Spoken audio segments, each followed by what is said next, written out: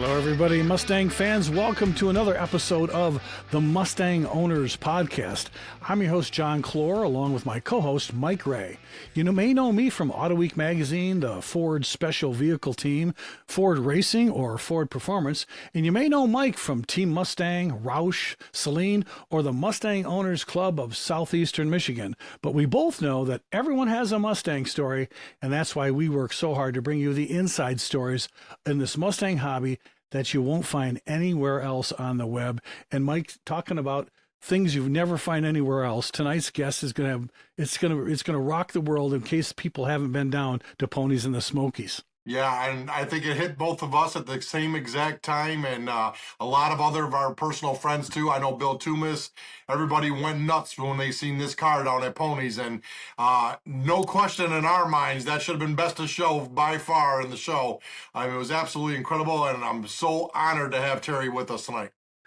Yes, folks, if you haven't guessed it by now, we have Terry Wideman, of the creator, the man behind VooDoo 82. Terry, welcome to the Mustang Owners Podcast. Thanks, guys. Glad to be here, man. It's an honor. No, I'll tell you. It is. It's an honor. We're glad that you were at Smokies. So they're here, guys. And you know what, Terry? Man. Looking at your background there, it looks like we're going to have about 14 more podcasts with you with all those other cars. So in case you have plenty of content here in the show, I see. Yeah.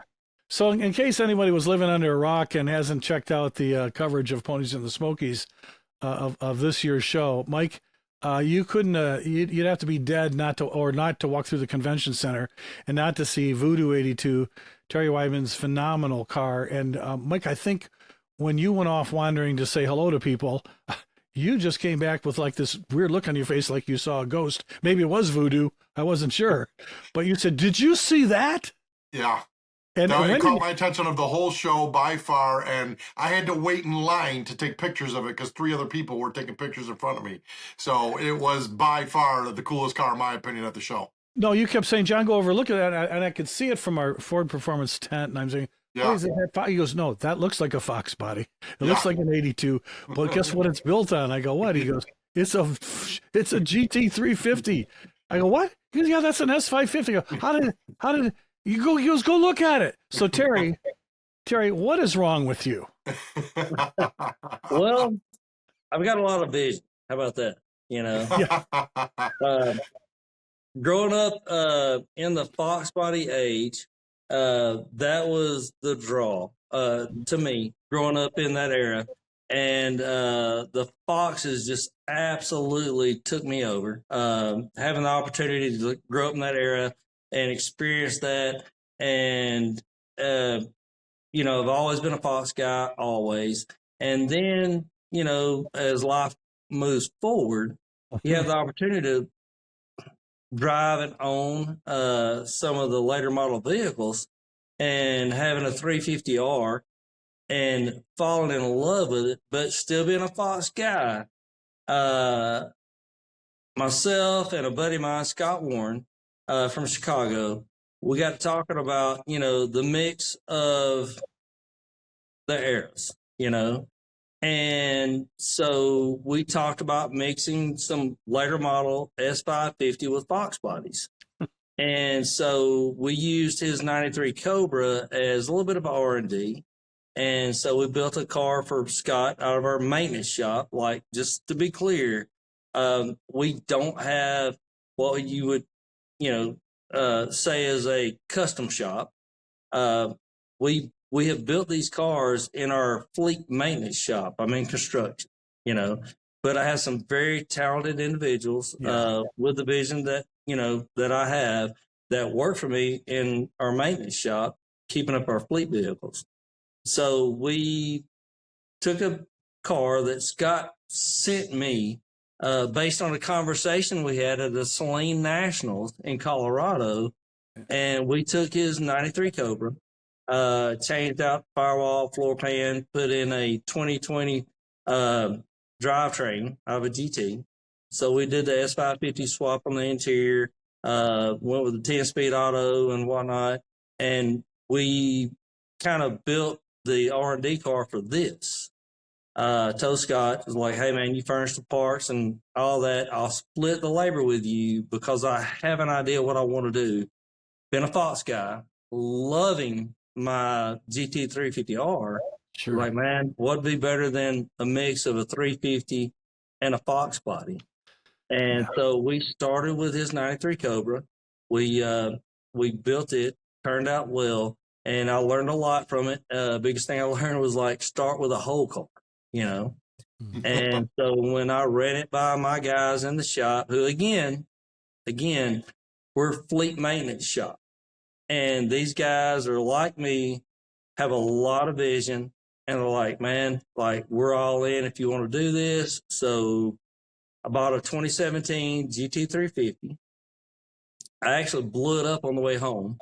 Didn't realize that someone had put a blower on it beforehand, so the engine was hurt prior to me buying it. Slung the rods out the block, whatever. And so that was Saturday. It bled to death on in a Dollar General parking lot. You know, got pictures to prove it. So that Monday, we ordered a Gen 2 to replace the VooDoo out of the 17. It shows up on Wednesday. On Friday, we had it back installed and started putting break-in mileage on the 2017 GT350. I put roughly 2,000 miles on it to make sure that everything was working properly. You know, all the electronics, the motor is good and whatnot. And then so I rolled into the shop after about 2,000 miles. My guys had driven it, you know, in the shop doing as a shop car. And it was like, hey guys, get the Sawzall hold of it. I got jobs to bid, you know, like let me know what you need. And my guys were like, please don't don't make us cut up this GT350. And I was like, well, if you're going to build something cool, you got to start with something cool, you know?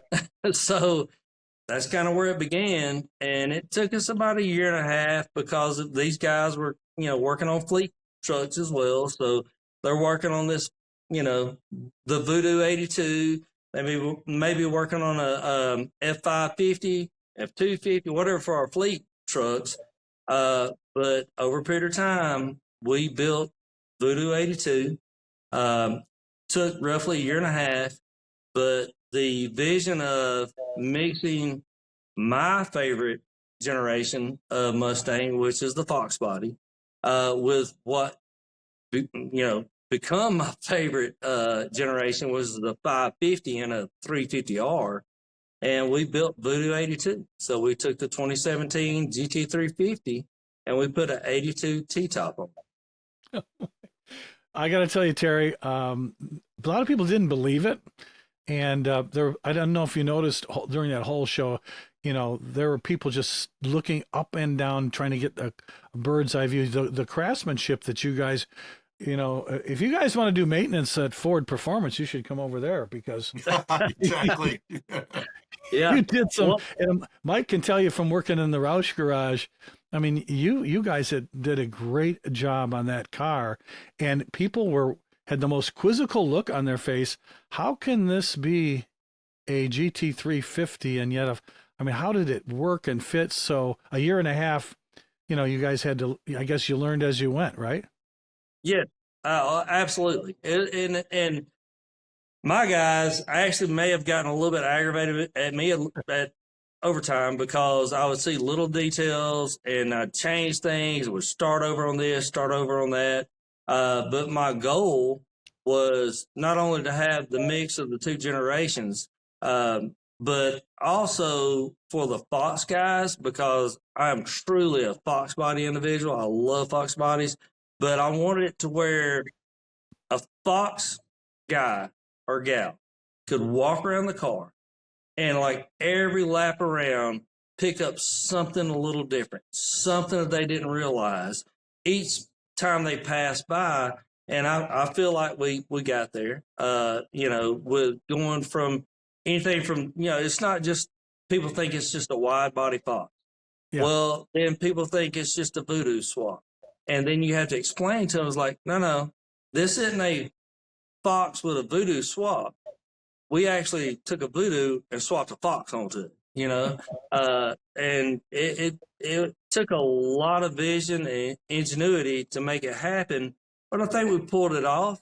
From the flush mount glass that we put throughout, even with the quarter windows, front rear glass, like everything's flush mount. Try to kind of pull that in. S550 mirrors, all the internals on the doors are S550. You open the door, drop the glass drops, close it, glass lifts. Like all the electronics, everything in the car, wiring wise, front to back is S550, and it's the 2017 GT350. It boggles me so much the way you possibly had the fit and finish so perfect on that it all just went together, because they are way two different cars.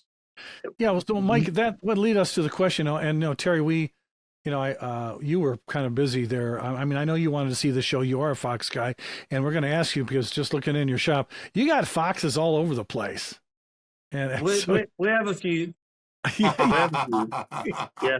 And to be honest, we've unloaded quite a few here lately, just trying to like thin the herd because of the GTD I've got coming. But this, just to be clear, like this car is not built for show. So really, I thought it was only to be a show car. Oh no, sir, not at all. So the guys that know me, so one of the things that we did not do is we did not put hinges on the hood. So the hood is pinned.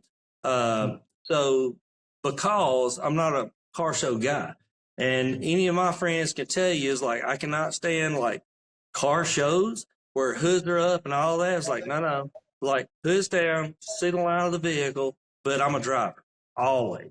So I could care less about what it looks at a car show. So going back to Ponies, yeah, you guys have no idea how difficult it was, and I enjoyed it. Don't get me wrong. Okay. But for me to stand in one spot for 2 days answering the question of her car, because I'm not that guy. It's like I would rather be out driving and beating the crap out of it. But with this particular car, I was told by several of my buddies, like, hey man, you've got to stand here and explain this to people because they're not going to understand. And because honestly, I built this for me on my vision and not other people. But this car is like, once we get it completely dialed in, it's going to sell a ton of driving, like a lot of just getting the crap beat out of it, just to be honest with you, because I'm that guy. I just wanted the best of both worlds, where I could have the Fox, especially a T-top Fox 4i, which I'm a 4i fanatic, but have the innovation, the upgrades of all of the GT350, which I think Ford did a phenomenal job designing on some mountain roads, man. Like, the best thing about this, Terry, is now with you joining us tonight, you can just take this episode and put it on a loop or by the car, and you don't have to stand by it anymore. There you go. Perfect. I love it. I want to say, the 350. I was fortunate enough to be on the launch team for the GT350 on the 550 team. So it's an amazing car. I know it inside and out, and you have definitely one of the best cars on the road. And I hope now, you said that you got a GTD, that me and you work together and get you a one-of-one GTD to make it even more special to put in that stable. I love it. Love it. And now I know you don't like car shows, you just said, but you do have an open invitation. If you want to come to Mustang Memories 50th anniversary show this year at Ford World Headquarters, where all these cars were born, you will be one of the feature cars there if you want to come. It's the Woodward Dream Cruise weekend. Oh, yeah. I'll be there.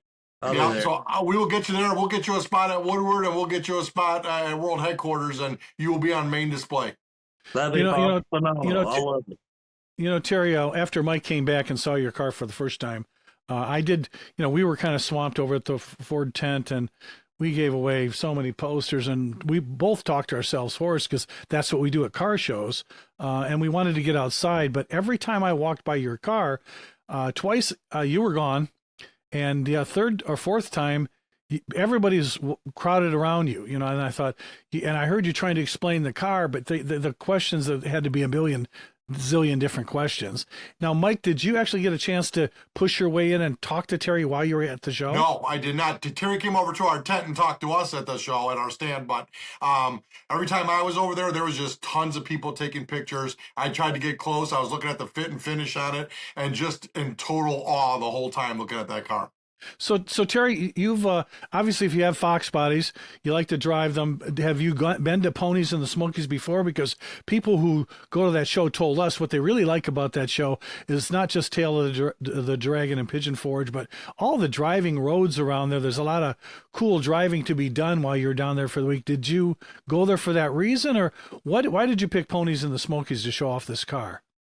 So I've been going to Ponies since it began. Like, I know all those guys. I met them through different car clubs. Mainly the one I met them through is through our Sling Club of America. And because we do a dragon run like every year. But I met one of the founding members actually in 2014 at a Sling Nationals at Long Island. Okay. Towed my SSC up there, hung out with Troy, and that was the beginning of knowing all those guys. And, you know, you have Troy, Travis, Jeff, Kevin, the whole group, like, and their spouses. Like, it's such a phenomenal group. My wife and I, we've been involved with them since day one. We've carried as many as 6 cars up at a time just to, like, help fill spots and this, that, and the other. And so to me, the car, when it was at Ponies, just to be honest, it's not complete. We still got a couple things to do, but there's no other place that I wanted the car, you know, to be showcased at than there, because these gals, these ladies, they work so hard at Ponies to do what they do, and it's so inclusive for, you know, for everyone in the Mustang community, especially families. Like, it's very family oriented. And they do set it up to where you drive the cars, to where you have fun, you get out, you stretch the legs, you enjoy the mountains and whatnot. And so to me personally, it's the place where the car should be debuted, period. And they all knew over a period of time what my plan was, what I was wanting to do. And I'm not going to lie to you, some of them like would look at me with a brow up, was like, okay, man, sounds good, you know, and not believing I was going to pull it off. But, you know, but between me and my guys at the shop, I mean, you know, and I'm there every day because, again, it's my fleet maintenance shop. So I constantly would walk back there, dealing with my guys, get hands on here and there. We'd change things, but the car was meant to be debuted at Ponies in the Smokies. That's what I always wanted. And so because they're all my friends, love them to death. Like, the Mustang community is so awesome. The people I've met throughout the country doing like Sling Club events, or just the Mustang rallies, or being with Red Mirror events and doing Shelby runs and whatnot, is we have a community that is so outstanding, is unreal. So to have the opportunity to debut the car at a place where a ton of my friends are there is like, it was really special to me. What was your biggest hurdle, Terry, with that car? What was your biggest thing that you couldn't get right, or that took forever to just get it to fit, or whatever it would be? I would say that the biggest thing that we had was just literally figuring out how to get the 82 body to morph into the 2017 S550 chassis. And I'll put that on with my top guy, Charlie Cordell. And he's a great paint body guy. He knows ins and outs of all kind of stuff. And he started out as a Ford guy working for a local dealership, but he's just a fantastic individual, and he's open-minded, and could really, when I would start talking to him and giving him my vision, he could see it. And then the fact that he is not an individual that is just totally like, it's all about him and his vision. He could see what I had, and then he knew that to me, it wasn't about what we're spending here and there, because I built this for me. I didn't build it for anybody else. Right. Built it for me. And he could take my vision and turn it into what I wanted. And then when he got stuck, because as you guys know how it goes, sometimes you can look at something too long, you get lost in it. So you need that extra set of eyes. Sometimes you get caught up, can't see the forest for the trees. And because I'd be back there so much during a daily basis, is we worked together so well on it to where I wasn't as just hands-on every day, that I could just relay what I wanted with Charlie and go back there and we talk about it, and it just continue on. So, just once we figured out, like, hey, this is what we've got to do to get the Fox to work out right on the 550 chassis, then everything else is like, I don't mean to simplify this at all, but it wasn't that difficult once he and I got together on it, and it just started to morph into what we have today, that things just worked out properly to where transmission cooler, the oil cooler, the rear differential cooler, like everything works as it should on this car, because everything under the car is air-rated as Ford designed to work properly. So when we get this thing totally dialed in, which the next thing we have is really finish up the stereo, and then it's good to go where I can track it or anything else I want to do. Well, Mike, you and I have seen a lot of Fox bodies that have had Coyote swaps. We've seen, big block motor swaps.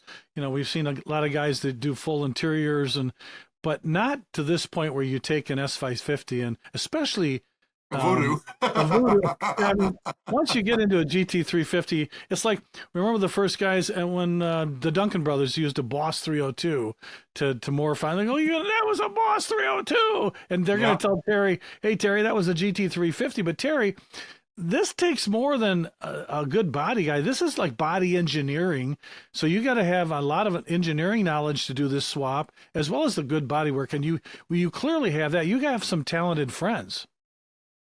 Yeah, we going back to the fact that we own Foxes and the S550 cars. It helps out because we have things that the cars themselves to set side by side, do all the measurements, do all the basically engineering of it, look at things in real time, real world situation without guessing, because we have the cars to go by. Right. That really helps. Yep. So what else do you have over there? Now, Mike, that answered one question. I know you're going to ask him, can you buy it off of him? And he said it's not. He built it for himself. No. The answer is no, Mike. He built it for himself. But Terry, so was it always the four-eyed cars? Have you ever had an SVO? What other Foxes do you have in your stable? I have an 85 SVO, 85 and a half SVO. I've had an 86 SVO, 84. Love those cars. Actually, I have a build in mind for an SVO, using another chassis. My first car that would be the last car to leave my fleet. Being in construction and whatnot, you never know what's going to happen. So I live in the real world, But my favorite car, believe it or not, is an 85 GT convertible that I built. Ground up. That was my first car. It's got a 04 Terminator swap, and I did it about 15 years ago. And it's my baby. It's my cruiser. So that was my first Mustang ever, Terry, was 85 GT convertible. Really? Yeah. Yeah. That's awesome. And of course, he had an SVO that he fell in love with. So this SVO, is it going on top of a GT500? Is that what you're putting it on? You know what? I'll just hold off and I'll present that at Ponies and the Smokies one year. How about that? Terry, you have to settle down a little bit. So. Yeah, no, but just to be honest, like I have an 84 T-top chassis that my next build, we plan on doing a 500 version of what we do with the VooDoo 82. We got that little snorkel on that SVO hood. It might have enough room in there for that blower that's going to be under it. I think so. I think it'd be great. Well, for all of our listeners, and don't you have the is it the sail rails on it from the SVO on VooDoo? Rear sails? The sail panels, yes, off of the SVO. Yep. And we did the state of wing. A really good friend of mine, Chris Haddon, who's had a SVO since God knows when, and he's got a very heavily modified SVO. He sent me pictures knowing that I was building this car, and he'd gotten the Steeda wing and did the bow wing on it, and it looked fantastic. So he's really the one that like sent me in the direction for the Steeda wing on the back of the car, which it took a little while to get it. But, it's things like that. When you get those ideas too from your friends that's in the Mustang community, and then you're beginning to morph all these ideas in together, and every build that we do, we try to make sure we keep it all Ford related, all Ford Performance or SVO or SVT related. My wife, one of the cars behind me, and I don't know if you guys can see it or not, but so we took an 81 Cobra. We swapped firewall out to an 88 GT so we could make all the factory penetrations and set up for fuel injection on it. It's totally redone, so it's all Cobra-related parts in it, So that's the orange one, right? Yes, behind me, yeah. It's an 81 T-top Cobra, factory automatic, but it's got a 470W auto with a 347 stroker in it, but you pop the hood, it looks like a 93 Cobra under it, It's like, but it's things like that, four-wheel disc brakes, 5-lug, whatnot, but all Mustang Cobra related. We just try to keep everything Ford. Like Ford's doing such a great job, but you know what? We can do something a little different, It's it's very popular these days is those mashup songs now, where they're taking an old song and a new song and mashing them together. That's what you're doing with Mustangs. I love it. Correct. Yes. Great analogy. I love it. Yes. For all of our listeners out there who thought they really were into the Foxbody hobby and knew everything about everybody, if you haven't met Terry Wideman, then obviously you need to. So, Terry, what is next for you? I mean, do you go to like Carlisle? Do you have other shows? What are some of the things you're looking forward to taking VooDoo 82 to the next journey for the car? So the next thing that VooDoo 82 will be at is we're doing a Red Mirror event, which is the Mustang Rally, 1st of June. And it will be there. It'll be a 3-day event, a driving event. So we, Steve Spangler, who handles Red Mirror events. I talked to him today. Yeah, love Steve, man. He's a fantastic individual. He and Jody, his wife, and these events they set up is just, they're so detailed, and it's such and the group that always shows up is fantastic. So we plan on taking it on that, which will be, 3 days of really just beating the crap out of it through mountain roads and whatnot. And then, past that is we'll do, which I've talked to Steve about it, a little bit. So we're signed up for the Mustang Rally in July. I say Mustang Rally, the Shelby Rally in July. Mm-hmm. And I was like, hey, man, so I'm going to bring my VooDoo. And I know it's 82-ish, because it's still a Shelby, So listen to this. So Steve's going to be at Mustang Memories at our event this year that I told you the day after Woodward. So if you can make it there, we can actually put your car in his display if you want as a feature car around that. So we can absolutely do that. Yeah, park you guys together. That way he knows about the car too. So that gives you time to stroll away and you can check out the rest of the show and the car will be there. But I'm working with Steve the last couple of days. He will be there. Yeah, absolutely it'll be there. And just a little shout out to Terrence with Signature Wheels. I'll say this for Terrence. So I called Terrence up to order a set of wheels, the Series 7s that are on it, which are mesh. Because I'm a mesh guy because I'm a Fox guy, okay? And so I talked to Terrence about ordering wheels because I was just beginning to build. And he was like, well, man, I ordered our spec. And he's like, well, man, normally people don't put like mesh wheels on the 350s. So I'm like, well, and I started talking to him about it. And then, so we get off the phone, he sends me my, order invoice, like whatnot. And he calls back and he goes, hey man, run this by me one more time. What are you doing? And I told him, like, oh no, like this, my wheels have to be on this car, because it fits for the area specific whatnot. And, he has helped me out a lot with this, wheel wise.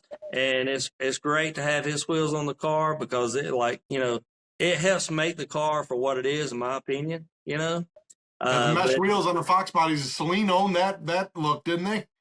They thought they did. Foxbodies. Yep. Yeah, they thought they did. Yeah. Yeah. My wife can attest to this. I bought a set of inky mesh wheels 8 years prior to buying a Fox for them to go on, And when they showed it up at our house, she's like, "What are these for?" And I said, "It's for my pace car." She's like, "Pace car?" I said, "Yeah, my 79 pace car." And she's like, "You don't own one." I said, "I will one day." And so those Yankees are now on my 79 pace car that I have. I had black Yankees on my 85 GT convertible. It's There so you funny. go. Yeah. Well, Terry Wideman, we have to tell you, we've seen, Mike and I have been doing this hobby thing for about a couple of decades now. And unfortunately, mine may be even a little bit longer because Mike's not quite up to the age level that I am.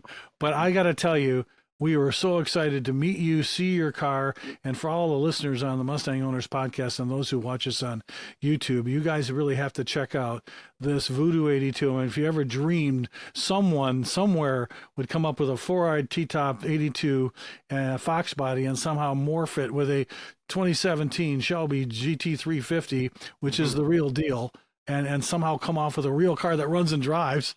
Yeah. We saw it. And Terry, we have to thank you for all that you've done, not just for making an absolutely spectacular car that the Mustang hobby can enjoy for years to come, but also being so involved in the hobby and knowing and saying very well said that this Mustang community is just something special. When you buy a Mustang, you're not just buying a car, you're buying a whole lifestyle. And Terry, I've talked to 100 people at Ponies, and we were talking about that car a lot, and every single person I spoke to spoke very, very highly of you. Well, I appreciate it, man. It's like, treat people like you want to be treated always. Exactly. Yeah. And these cars are a conduit to a lifestyle that is unbelievable because of the friendships that we've made throughout the years. Is unbelievable. I love it. Love it. Guys, John, should I say it?